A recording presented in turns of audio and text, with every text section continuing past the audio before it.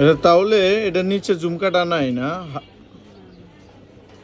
মূলত হলে এগুলি যদি হলমার্ক করা থাকে তাহলে মালগুলির রেটটা ভালো পাওয়া যায়। আর যদি হলমার্ক করা না থাকে এইগুলি স্বর্ণগুলি সমস্যা।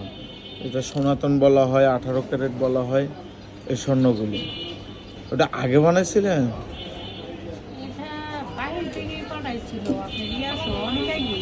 না এটি বিদেশি তো না, এগুলি বাংলাদেশি।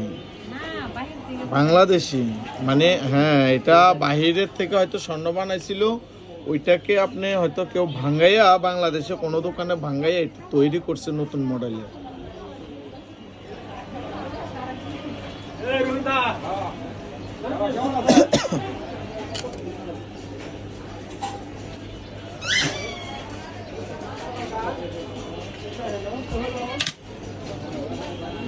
এটা আছে